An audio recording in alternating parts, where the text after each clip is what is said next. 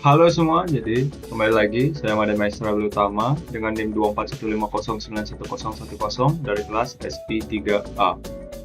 Oke, jadi pada video ini saya akan menjelaskan alur kode saya, yaitu analisis RFM dari suatu dataset. Oke, jadi tanpa berlama-lama lagi, langsung saja kita masuk ke videonya. Oke, sekarang kita ada di Google Colab. Nah, sebelum itu saya akan menampilkan dataset yang terlebih dahulu. Jadi ini dataset yang akan saya kerjakan. Ada transaction ID, date, product category, product name, unit sold, unit price, region, payment method, customer ID, dan juga age, umur. Oke, kita kembali ke Google Colab. Pertama-tama kita import dulu library-nya.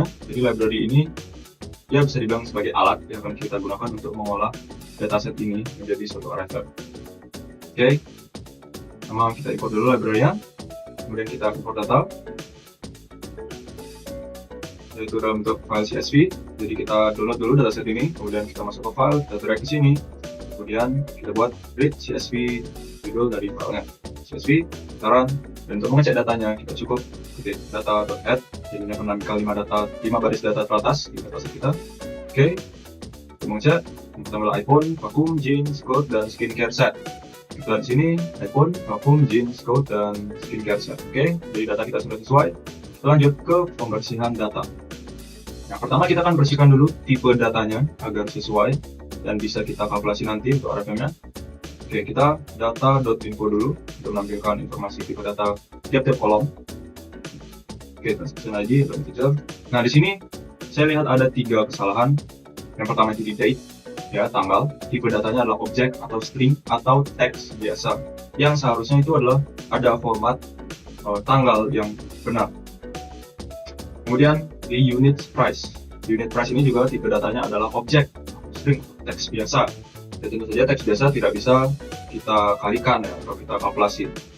Kemudian ada age. Di sini age tipe datanya adalah float atau angka yang diisi koma.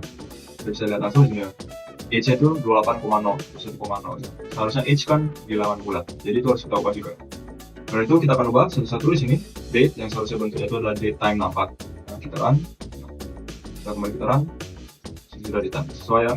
Nah, ini unit price karena dia teks biasa dan berisikan dolar dan juga ada komanya di sini. Kalau di sampai ribuan ya di sini contohnya 2,499.99 ya maksudnya 2400 tapi berikan koma. Jadi kita juga harus menghilangkan dolar dan koma agar kita bisa konversi ke dalam bentuk float. Di sini dolarnya kita hilangkan.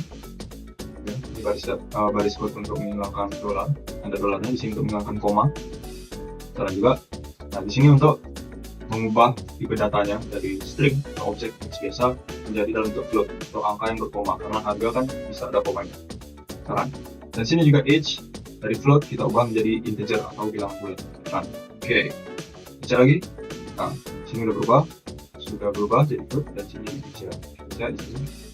Oke, date sudah benar, unit price-nya sudah dalam bentuk float ya, dan umurnya sudah dalam bilangan bulat. Sip, data sudah bisa kita gunakan.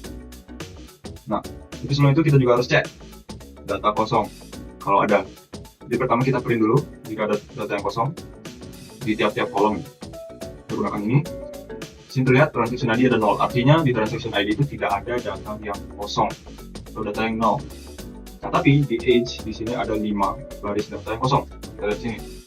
Nah, di sini ada 5 ya, kosong. Tapi menurut saya dalam hitung RFM umur itu tidak diperlukan. Yang diperlukan itu adalah customer ID, date, unit sold, dan unit price. Itu adalah nilai-nilai data yang harus valid. Age di sini kosong, tetapi masih memiliki customer ID dan juga unit price dan unit sold yang masih benar, dan juga date-nya masih benar, masih valid. Itu bisa kita gunakan untuk menghitung RFM. Kecuali kita ingin mencari tahu segmentasi pasar ya, target segmentation. Ya, berarti kita mau menggunakan age. Tapi di sini tidak perlu, jadi kita biarkan. Tapi penting juga jika di sini ada data yang kosong, kita harus menghilangkannya. Jadi kalau ada customer ID yang kosong, kita harus drop datanya atau hapus di barisan itu. Kemudian ini untuk mengecek apakah ada date yang kosong. Kalau ada date yang kosong, kita juga tidak bisa gunakan baris data itu. Dan juga kalau unit sold atau unit price itu di bawah 0 nih. Jadi mungkin tiba-tiba harga itu minus atau harga yang telah terjual itu juga minus, kan tidak masuk akal dan tidak bisa kita gunakan untuk kalkulasi frekuensi dan monetary dan juga efisiensi. Oke, data sudah bersih, sudah benar, tidak ada data yang kosong. Kemudian kita akan membuat RFM-nya. Oke, jadi simpelnya baris yang ini, snapshot date ini untuk mencari tahu tanggal sekarang, jadi patokan untuk recency. Nah, jadi tanggal terbaru yang ada di dataset itu di tanggal 1 itu jadi patokan tanggal sekarang. Kemudian ada total ini intinya berapa yang terjual dikali harganya. Kemudian kita lihat data infonya kembali, di sini ada tabel total yang baru kita buat tadi. Oke, benar. Kemudian kita buat tabel RFM. Jadi RFM ini di grup berdasarkan customer ID, maka dari itu customer ID nggak boleh nol. Di sini adalah date ini untuk menghitung recency. Kemudian customer ID, count, ini untuk frekuensi ya, berapa kali customer tersebut belanja. Dan total atau sum ini sudah berapa uang dikeluarkan oleh customer tersebut secara total. Oke, kemudian di sini intinya ini untuk mengganti namanya saja, mengganti nama kolomnya di tabel tersebut ya. Jadi kita buat date, kita ubah jadi recency, jadi customer ID jadi frekuensi, total jadi monetary value sesuai dengan RFM, recency, frekuensi, dan monetary. Kemudian RFM head dan describe. Oke, kita describe tabelnya untuk melihat statistik dari tabel recency, frekuensi, dan monetary value ya, ada count, min, rata, standar, minimal, rendah, 2% wakil dan 50% 70% nya, dan juga nilai maksimumnya untuk recency, frekuensi, dan monetary value. Oke, kemudian kita lanjut ke bins. Bins ini untuk menentukan tentang RFM score-nya. Jadi RFM score kita akan gunakan dari 1 sampai 5. Oke, untuk recency itu misalnya dari hari 1 hari sampai 20 dia tuh R score-nya berapa, dari 20 sampai 50 R score-nya berapa, dari 50 sampai 100 R score-nya berapa. Jadi intinya bins itu untuk mengukur itu, jadi sebagai patokan. Oke, sama juga untuk frekuensi dan monetary bins. Kemudian di R score di yang ini untuk menentukan atau kita bilang R score-nya itu dari 1 sampai 5. X score itu dari 1 sampai 5, X score itu dari 1 sampai 5. Ada range-nya 1,6 itu artinya dari 1 sampai 5. Sesuai dari bins-nya. Mengambil patokan dari bins. Ini untuk membagilah jadi 5 bagian. Nah, seperti itu. Dan kalau kita print, kita sudah dapat RFM score-nya.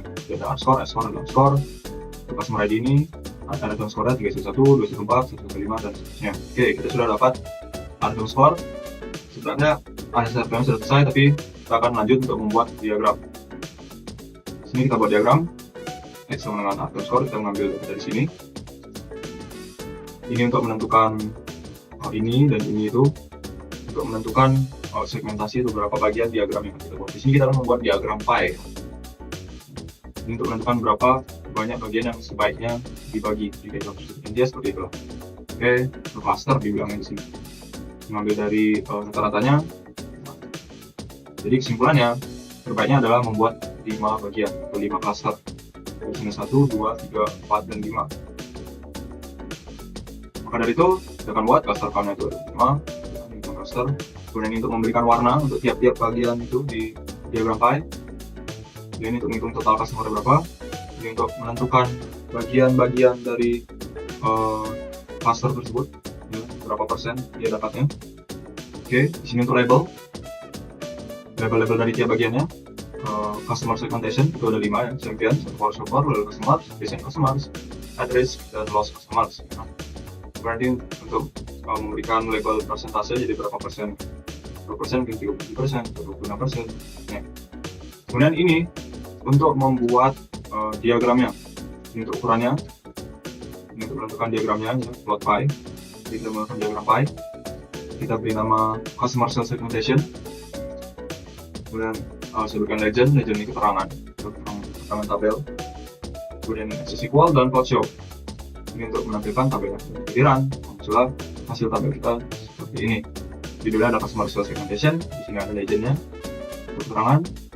Di sini ada keterangan nama juga, champion, support itu 36,5%, loyal customers ada 27,7%, recent customers itu 16,2%, at risk customers itu 10,1%, lost customers itu 9,5%. Oke, jadi selesai sudah analisis RFM-nya. Terima kasih sudah menonton sampai akhir. Sekian dari saya. Terima kasih.